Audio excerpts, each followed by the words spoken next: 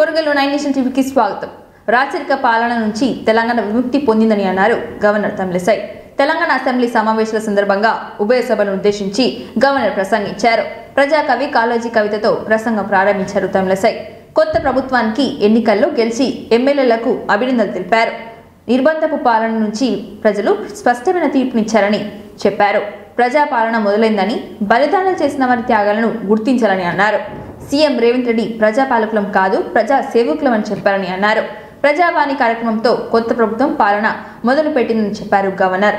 రైతులు, యువత, మహిళలకు ఈ ప్రభుత్వం ప్రాధాన్యత ఇస్తుందని అన్నారు. రేవంత్ సర్కార్ రోల్ మోడల్ గా నిలుస్తుందని చెప్పారు గవర్నర్ తమిళిసై.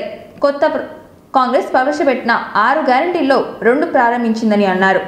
ఆర్టీసీ బస్సులో మహిళలకు ఉచిత ప్రయాణం, రాజీవ్ ఆరోగ్యశ్రీ 10 లక్షల పెంపు పథకం ప్రారంభించామని అన్నారు. త్వరలోనే 2 లక్షల రుణమాఫీ చేస్తామని కూడా చెప్పారు.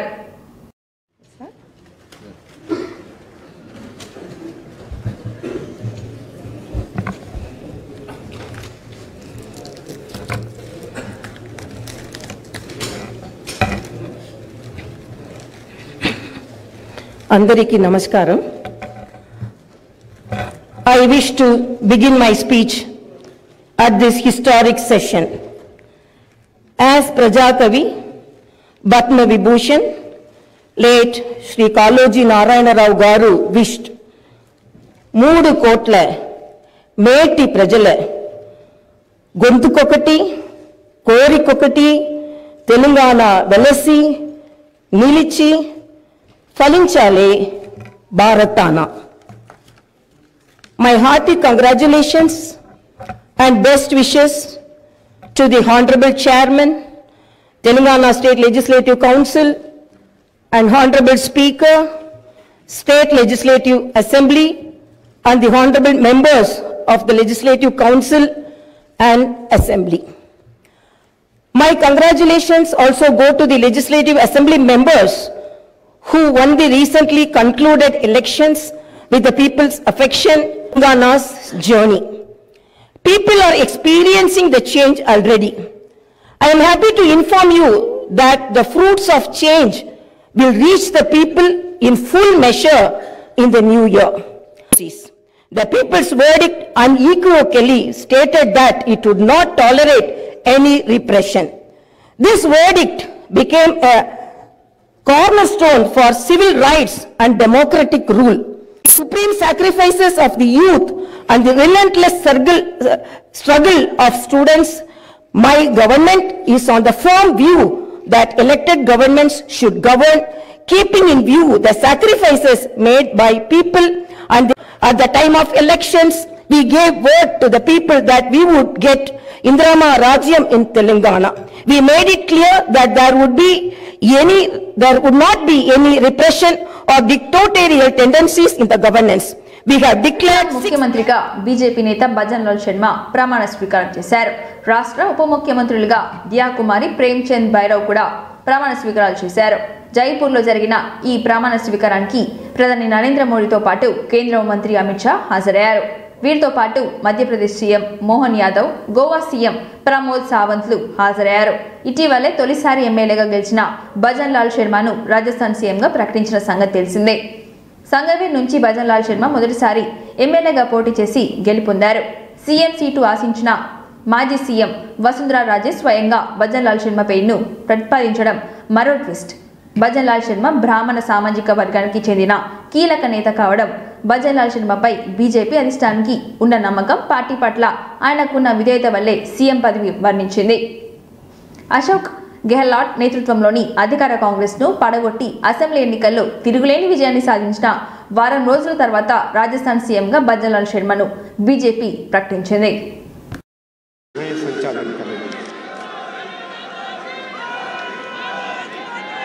मैं माननीय राज्यपाल महोदय से आग्रह करती हूं कि कृपया शपथ ग्रहण समारोह शुरू करने की अनुमति प्रदान करें। महोदय, मनोनीत मुख्यमंत्री श्री भजन लाल शर्मा अपने पद तथा गोपनीयता की शपथ ग्रहण करने के लिए यहाँ उपस्थित हैं। महोदय, कृपया अब आप मनोनीत मुख्यमंत्री जी को पद एवं गोपनीयता की शपथ ग्रहण करावें। मनोनीत माननीय मुख्यमंत्री श्री भजनलाल शर्मा जी से अनुरोध है कि शपथ ग्रहण करने हेतु पधारें।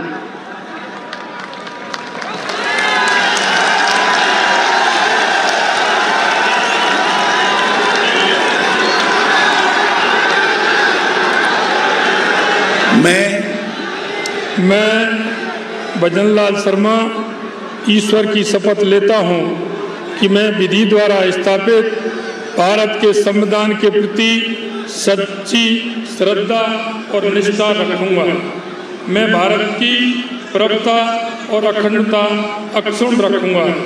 मैं राजस्थान राज्य के मुख्यमंत्री के रूप में अपने कर्तव्यों का श्रद्धापूर्वक शुद्ध अंतःकरण से निर्वहन करूंगा तथा मैं भय या पक्षपात, अनुराग या द्वेष के बिना सभी प्रकार के लोगों के प्रति संविधान और विधि के अनुसार न्याय करूंगा।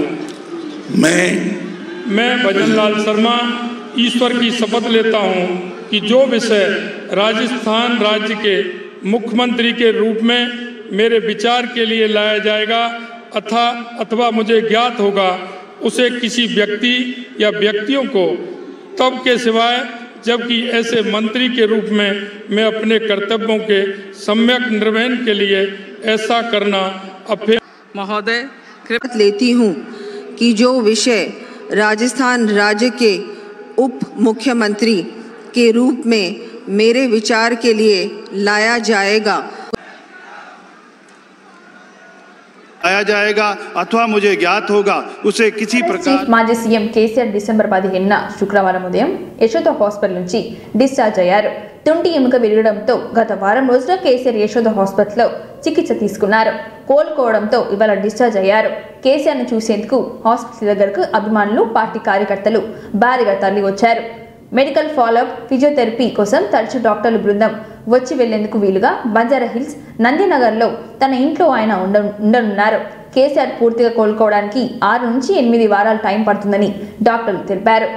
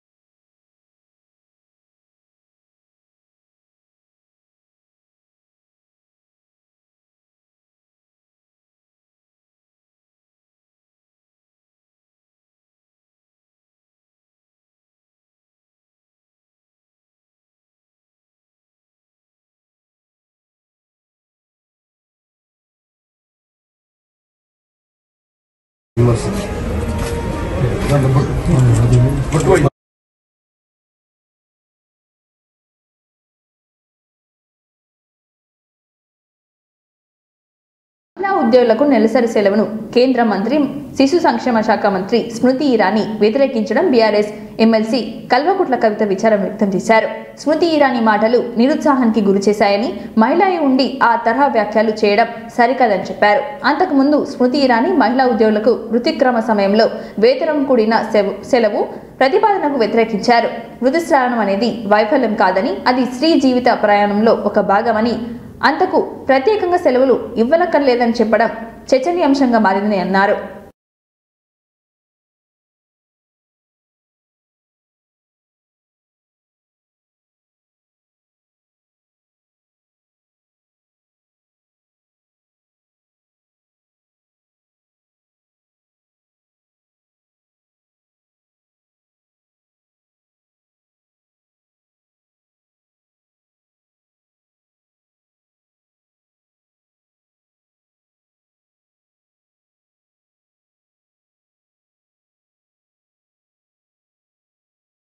కర్ణాటక ప్రభుత్వం 2024 జనవరి 1 నుంచి యువ నిధి పథకాన్ని ప్రారంభించనుంది. నిరుద్యోగులందరికీ నిరుద్యోగ వృత్తి అందించడమే ఈ పథక లక్ష్యం. కర్ణాటక అసెంబ్లీ ఎన్నికల్లో కాంగ్రెస్ ఇచ్చిన 5 గ్యారంటీల్లో ఇదొక స్కీమ్. ఈ పథకం ద్వారా నిరుద్యోగ యువతకు ప్రతి నెల 1500 నుంచి 3000 రూపాయలు ఇస్తారని, అర్హులైన నిరుద్యోగులకు సేవా సింధు వెబ్సైట్లో డిసెంబర్ 26 నుంచి అప్లై చేసుకోవచ్చు.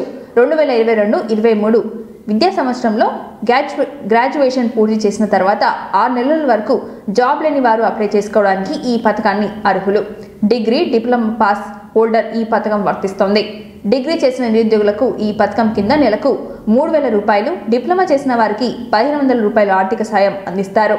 గరిష్టంగా 2 ఏళ్ల పాటు ఉద్యోగం చేసే వరకు ఈ డబ్బు లబ్ధిదారులోని అకౌంట్లో నేరుగా బదిలీ అవుతుంది. కర్ణాటకలో ఉన్నట్లుగా ఓటర్ గుర్తింపు card, passport, applicant Aadhaar card, 10th class memo, certificate inter memo, certificate graduation memo, certificate diploma certificate memo, కుటుంబ ఆదాయ ధృవీకరణ పత్రం, దరఖాస్తు చేసిన మొబైల్ నెంబర్, బ్యాంక్ ఖాతా వివరాలు, ధృవీకరణ పత్రం అందజేయాలి.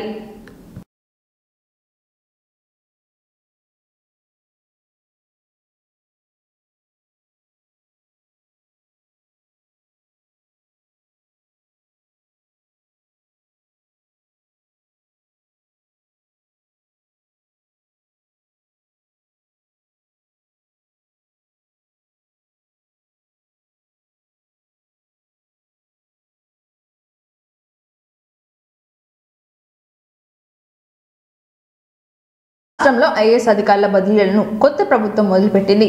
ఇన్నాళ్ళు రిటైర్డ్ ఆఫీసర్లు, పలుకుబడి ఉన్న వాళ్ళు ఏలిన కీలకమైన డిపార్ట్మెంట్లను కూడా ఐఏఎస్ అధికారులకు అప్పగించేందుకు నిర్ణయించింది. వరంగల్ శ్రీ భద్రకాళి అమ్మవారిని దర్శించుకున్న TS NPDCL chairman and managing director K Varun Reddy ట్రాన్స్కోకు జాయింట్ మేనేజింగ్ డైరెక్టర్గా సందీప్ కుమార్ ను రాష్ట్ర ప్రభుత్వం నియమించింది. ఈయన 2014లో ఐఏఎస్ బ్యాచ్కు చెందిన అధికారి. టీఎస్ ఎస్పీడీసీఎల్ సీఎండీగా ముషారెఫ్ అలీ ఫారూక్ ప్రభుత్వం నియమించింది. ఎన్పీడీసీఎల్ సీఎండీగా 2019 బ్యాచ్కు చెందిన ఐఏఎస్ ఆఫీసర్ వరుణ్ రెడ్డిని నియమించింది. Director industries, finance and planning joint సెక్రటరీగా విధులు నిర్వహించిన కృష్ణ భాస్కర్ను డిప్యూటీ సీఎం బట్టి విక్రమార్క ఆఫీసర్ ఆన్ స్పెషల్ డ్యూటీగా నియమించింది. హెచ్ఎండిఏ జాయింట్ కమిషనర్గా ఐఏఎస్ ఆఫీసర్ ఆమ్రపాలికి ప్రభుత్వం బాధ్యతలు అప్పగించింది. మూసీ అభివృద్ధి సంస్థ ఇన్ఛార్జ్ ఎండీగాను ఆమ్రపాలికి అదనపు బాధ్యత కేటాయించింది.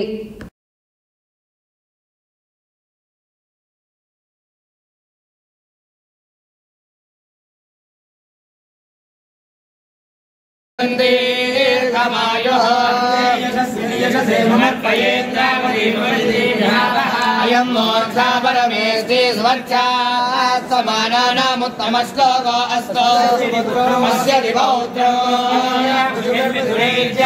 యస్యైదం విదుషాగ్నిహోత్రం జిహ్వతే సర్వే దేవతాస్తాః సర్వా వేద బ్రాహ్మణే వసంతి తస్మాత్ బ్రాహ్మణేభ్యో వేద విద్యో దిమే దిమే నమస్కుర్యాత్ శ్రీలంకేత్తయే దేవతా ఏవ దేవతా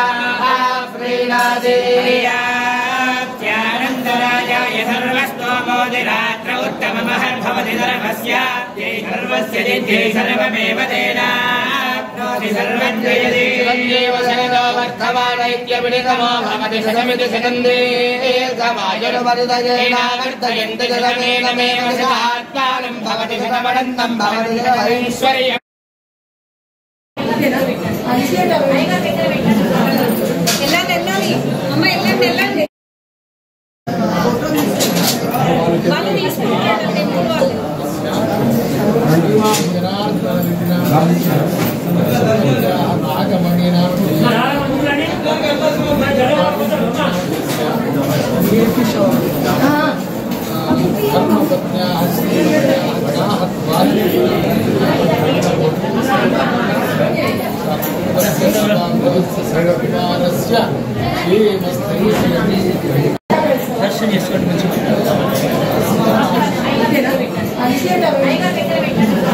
తెలంగాణ హైకోర్టు నూతన భవన నిర్మాణానికి శంకుస్థాపన చేసేందుకే అవసరమైన ఏర్పాట్లు చేయాలని ముఖ్యమంత్రి రేవంత్ రెడ్డి అధికారులను ఆదేశించారు.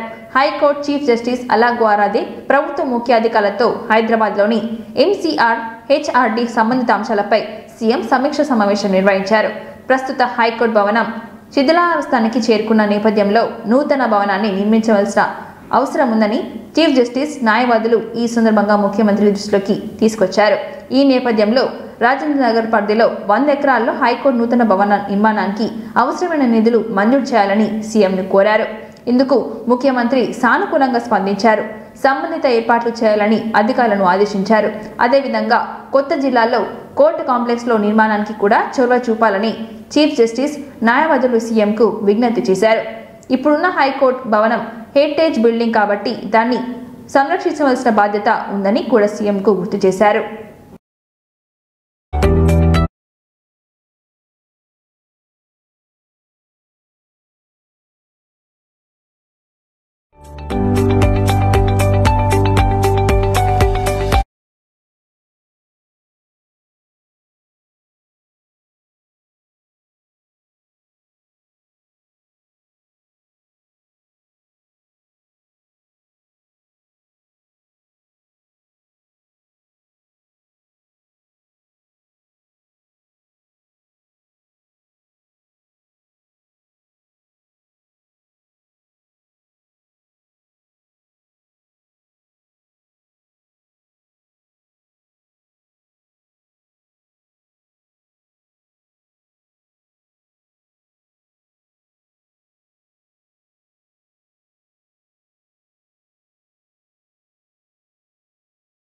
ఏపీలో 10వ తరగతి ఇంటర్ పరీక్షల షెడ్యూల్ను ప్రభుత్వం విడుదల చేసింది.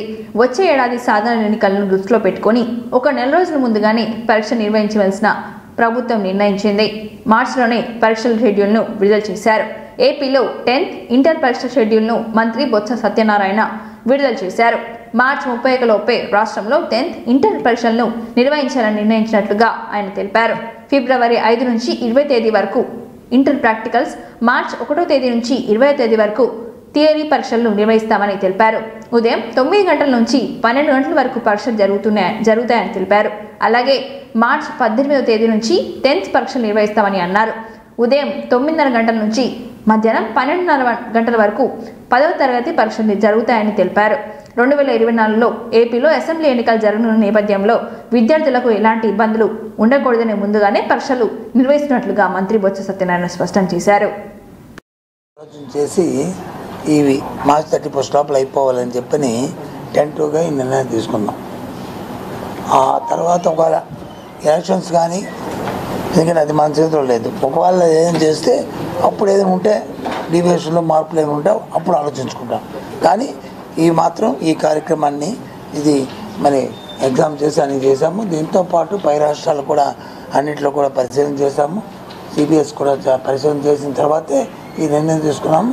ఇది మీ ద్వారా రాష్ట్రంలో ఎవరైతే 10వ తరగతి చదువుతున్న విద్యార్థులు ఉన్నారో, అలాగే intermediate first year second year చదువుతున్న విద్యార్థులు ఎవరైతున్నారో వారికి వాళ్ళ పేరెంట్స్కి తల్లిదండ్రులకు కూడా తెలియజేస్తున్నాం. ఇదంతా కూడా వెబ్సైట్లో పెడతాం. ఇదంతా దీనికి సంబంధించి మొత్తం 16 లక్షల మంది విద్యార్థులు 6 లక్షల నిర్ణయం మార్చి నెలలో. ఎందుకంటే ఈ ఏడాది వచ్చే ఏడాదిలో సాధారణ ఎన్నికలు ఉంటాయి కాబట్టి మరి దానికి దీనికి కాంట్రడిక్టరీ లేకుండా విద్యార్థులకి ఏమి ఇబ్బంది జరగకుండా ఉండాలనేది ఆలోచన చేసి ఇవి మార్చి 31 లోపల అయిపోవాలని చెప్పని టెంటివ్గా ఈ నిర్ణయం తీసుకున్నాం. ఆదివారాలు కానీ ఉంటే మాత్రం ఆ రోజు దీనికి ఎగ్జామ్స్ లేవు, మిగతా రోజు వచ్చి నేను జరుగుతాను. ప్రధాన పరీక్షలు అయితే 27వ తారీఖుతోనే అయిపోతాయి ప్రధాన పరీక్షలు. ఇంకా 3 రోజులు ఈవెన్ వొకేషనల్ కోర్సు అలాంటి వొకేషనల్ సబ్జెక్ట్స్ ఉన్నవి ఆ 3 రోజులు జరుగుతాయి. ఆ టైం టేబుల్ కూడా మీకు ఇస్తాను. దీనికి ఇందాక చెప్పినట్టు సుమారు 6 లక్షల మంది విద్యార్థులు వచ్చి ఈ పరీక్షకు హాజరవుతున్నారు. దీనికి తెలుగు, సంస్కృత్, ఇంకా అది సెకండ్ లాంగ్వేజ్ ఫస్ట్ ఉంటుంది. ఇది ఫస్ట్ ఇయర్కి సంబంధించి. అలాగే సెకండ్ ఇయర్కి సంబంధించి 2వ తేదీన ఉంటుంది సేమ్ సబ్జెక్ట్స్ సెకండ్ లాంగ్వేజ్. అలాగే ఫస్ట్ లాంగ్వేజ్ ఇంగ్లీష్ ఏదైతే ఉందో ఈ పార్ట్ 1 పేపర్ ఏదైతే ఉందో అది వచ్చి ఇంగ్లీష్ వచ్చి మండే 4వ తారీఖు నాడు ఉంటుంది. మధ్యలో వచ్చి ఓ హాలిడే వచ్చింది, 3వ తారీఖు వచ్చి హాలిడే వచ్చింది. కాబట్టి ఏ రకంగా ఇది ఈ పత్రికలు ఈనాడు లాంటి పత్రికలు వచ్చి ఇది చేస్తున్న ఆలోచన చేయమని కోరుతున్నాను. ఇక రెండవ విషయంకి వస్తే రాష్ట్రంలో ఒక దురదృష్టకరమైన వాతావరణం ఉంది. ల్యాప్టాప్లు లేకుండా వాళ్ళు వాడకుండా వాళ్ళు వచ్చి విద్యాబోధన లేదు విద్యాభ్యాసం చేస్తున్నారా చెప్పండి మా పార్టీకి. అయ్యా మీరు వచ్చి ప్రభుత్వ పాఠశాలలో చదువుతున్న విద్యార్థులు ఎంతమంది? 39 లక్షల. 39 లక్షలు ప్రైవేట్ చదువుతున్న విద్యార్థికి ఇది విశ్వాసంతో ముందుకు సాగుతూ విభిన్న రంగాల్లో దివ్యాంగులు రాణించాలని హన్మకొండ జిల్లా కలెక్టర్ సిక్తా పట్నాయక్ అన్నారు. శుక్రవారం హన్మకొండలోని అంబేద్కర్ భవన్లో జిల్లా మహిళలు, పిల్లలు, దివ్యాంగులు, వృద్ధుల సంక్షేమ శాఖ ఆధ్వర్యంలో అంతర్జాతీయ దివ్యాంగుల దినోత్సవాన్ని పురస్కరించుకొని జిల్లాలోని దివ్యాంగులకు జవహర్లాల్ నెహ్రూ స్టేడియంలో ఇటీవలే వివిధ క్రీడాశాలలో పోటీలు నిర్వహించగా బహుమతులు, ప్రశంసా పత్రాలు ప్రధానోత్సవంగా అంబేద్కర్ భవన్లో నిర్వహించారు. ఈ కార్యక్రమానికి జిల్లా కలెక్టర్ సిక్తా పట్నాయక్ ముఖ్య అతిథిగా హాజరయ్యారు. ఈ సందర్భంగా కలెక్టర్ మాట్లాడుతూ జీవితంలో అనేక సవాళ్లు ఎదురవుతుంటాయి, వాటిని ధైర్యంగా ఎదుర్కొంటూ ముందుకు సాగాలని చెప్పారు.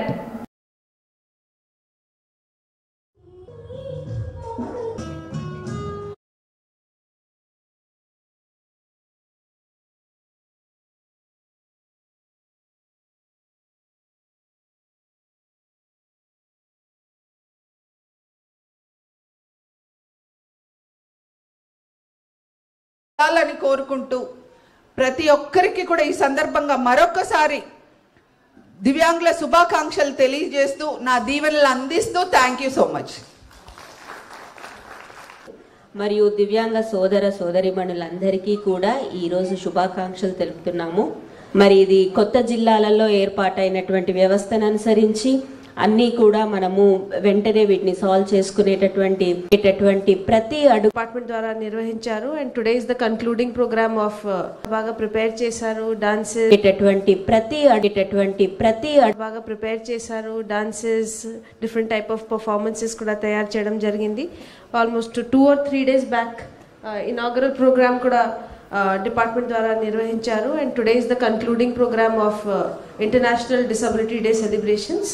సో ఇట్ ఈస్ అంటే యాన్యువల్గా మనం ప్రతి సంవత్సరం డిపార్ట్మెంట్ తరఫున ఇది సెలబ్రేట్ చేస్తున్నాము. It is a very important day because we want to gather together, we want to motivate the children, we want to motivate all the members of this community, all facilitators, instructors, principals, అందరికీ gather చేయడం, మనం కొంచెం discussion చేయడం, ఇంకా welfare గురించి కొంచెం progressive measures కూడా తీసుకోవడం, అవి అన్నీ కూడా చాలా ఇంపార్టెంట్. బట్ most importantly, అందరు participants and children and students laki hearty congratulations for preparing so well, and I wish all the participants and all the winners of the prizes all the best. Thank you. Jangaon జిల్లా రఘునాథ్పల్లి మండలం కేంద్రంలోని అబ్దుల్ మియాస్ ఈ సేవా సెంటర్లో ప్రధానమంత్రి వాణి పథకాన్ని కేంద్ర ప్రభుత్వం సౌజన్యంతో expect Infotech network private limited వారు ప్రారంభించారు. ఈ సందర్భంగా సంస్థ వ్యవస్థాపకులు సురభ్ సింగ్ మాట్లాడుతూ గ్రామీణ ప్రాంతాల్లో సామాన్య ప్రజలకు వేగవంతమైన అతి తక్కువ ధరలో ఇంటర్నెట్ సేవలను అందించడం లక్ష్యంగా కేంద్ర ప్రభుత్వం వారి సౌజన్యంతో పీఎం వాణి పథకం ద్వారా ఈ కార్యక్రమాన్ని ప్రారంభించడం జరిగిందని అన్నారు. పీఎం వాణి పథకం ద్వారా వైఫై హాట్స్పాట్ తక్కువ ధరకు వేగంగా అన్లిమిటెడ్ ఇంటర్నెట్ సేవలను అతి తక్కువ ధరలతో పెంపొందించవచ్చని చెప్పారు. यूपी में तेलंगाना जब कुछ जगह ऐसी हैं कि जहाँ पे अभी तक हर सिम के नेटवर्क प्रॉपर नहीं आते, कहीं पे जियो की दिक्कत है, कहीं पे दिक्कत आपकी एयरटेल, कहीं पे दिक्कत आपकी वोडाफोन की है। तो इस मशीन के साथ आप पहले बहुत ही सस्ते दाम में आप रिचार्ज करें, बहुत ही सस्ते दाम में सेवाएं दी जाए इंटरनेट की। और सबसे ज्यादा अगर देखा जाए तो दिक्कत कहाँ पे आती है इंटरनेट की, गाँव के एरिया में आती है, रूरल एरिया में आती है। अभी अगर मैं कहूँ मैं उड़ीसा गया हुआ था, గవర్నర్ స్పీచ్ పై రియాక్ట్ అయ్యారు station Ghanpur BRS MLA Kadiyam Srihari. ప్రభుత్వం పాలసీల గురించి గవర్నర్ ప్రసంగంలో క్లారిటీ లేదని అన్నారు. గవర్నర్తో ప్రభుత్వం అసత్యాలు చెప్పించిందని అన్నారు. ధాన్యం కొనుగోలుపై గవర్నర్ స్పీచ్ లో స్పష్టత లేదని అన్నారు. గవర్నర్ ప్రసంగం కాంగ్రెస్ మేనిఫెస్టోను చదివినట్లే ఉందని విమర్శించారు. అసెంబ్లీ మీడియా పాయింట్ వద్ద కడియం మాట్లాడారు. గత ప్రభుత్వాన్ని విమర్శించేందుకే గవర్నర్ ప్రసంగం పెట్టారని ఫైర్ అయ్యారు కడియం శ్రీహరి. జాతీయ స్థాయిలో తెలంగాణ అనేక అవార్డులు సొంతం చేసుకుందని గతంలో చెప్పారు. ఇప్పుడు గవర్నర్ ఈ అంశాన్ని అన్నిటినీ మర్చిపోయినట్లు ఉన్నారని ఎద్దేవా చేశారు. అబద్ధాలు చెప్పడం గవర్నర్ పదవిని అవమానించినట్లే అవుతుందని అన్నారు. ప్రభుత్వం శ్వేతపత్రాలు ప్రకటించి తర్వాత అన్ని అంశాలపై మాట్లాడతామని కడియం స్పష్టం చేశారు. కనిపించలేదు. నూతనంగా ఏర్పడిన ప్రభుత్వము రాబోయే రోజులలో రాష్ట్ర అభివృద్ధికి సంబంధించి, ప్రజల సమస్యల పరిష్కారానికి సంబంధించి ఏ రకమైన మార్గం ఎంచుకుంటున్నది, ఏ రకమైన ప్రణాళికలు రూపొందించుకున్నదనే విషయంలో ఏమాత్రం కూడా స్పష్టతనివ్వలేదు.